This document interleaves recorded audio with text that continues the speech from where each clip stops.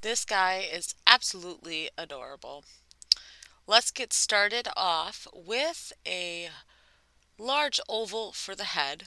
And if you want to do this in portrait style, that is okay. You can also decide to do it in landscape. Here I'm starting off with like a circular shape because my ovals are absolutely horrendous. And then I'm going to probably add some soft curved lines on the edge to help fatten up those cheeks. Think of it as adding two tiny little slivers or tiny little crescent moons to the left and the right hand side of your circle. That should help you get to where you need to be in regards to the shape of the face. When you are done, please feel free to erase the extra lines inside your ovular or football shaped face so that way you can add the rest of the details without any issues. Now, if you want, you could add a realistic eye, which is a circle with a dot in the center, or you can decide to add a kawaii eye. I personally like the kawaii style. It means super cute in Japanese. So I am going to do a mostly solid opaque circle for the eye of my axolotl. This is your art, your choice. You decide what you think works best for your artwork before moving forward. Once you have decided what you would like to do for your eyes, it is now time to draw the face. You get to decide if your axolotl is frowning, smiling, or doing some sort of facial expression. It does not have to be exactly like the picture. After your face is established, let's start working on that stomach. I'm going to use this technique called referencing. We are going to use the height of our head here to help measure or ensure that all of our measurements are equally proportioned out as we draw. Now the body is approximately one axolotl head high in height and about one axolotl head wide in width. So let's use that to our advantage here to help establish where to put our curves for our axolotl's body and where to end our oval like shape for our axolotl's body.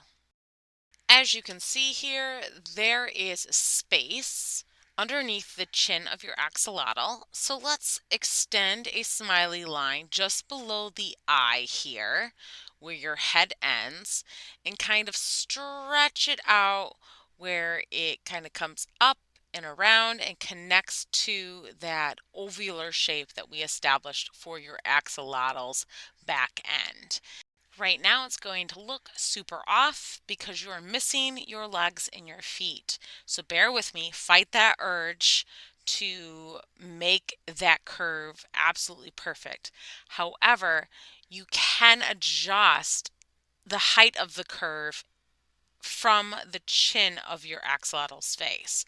You can see here that my chin and my underbelly, the space between them is too wide. So you can slightly adjust that by erasing and redrawing and erasing and redrawing. If you decide to do that, make sure that you feather in that first curve very lightly so that way it doesn't leave or mark up your paper too bad for your finished piece. Now it's time to feather in those cute little feathery headdresses that these axolotls have on the sides of their face. I'm assuming it's for figuring out where to go inside their environment. Um, yeah, I'm going to do at least three on each side. Kind of almost looks like an Aztec headdress. Just funny because the word axolotl comes from the Aztec language itself.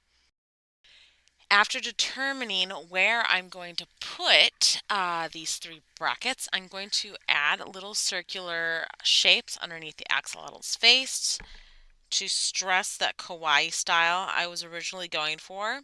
And then I'm going to use a light feathered touch to do very short, flowy brush strokes to put some texture on what I have recently learned are called the axolotl's gills.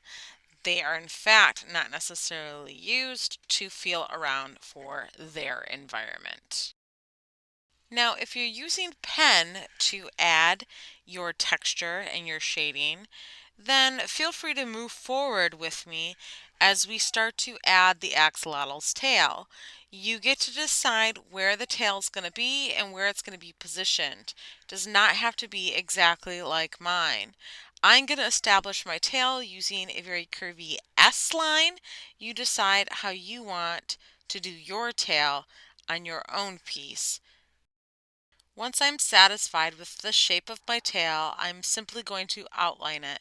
I kind of want some width there for my tail because they need it to swim through their environment.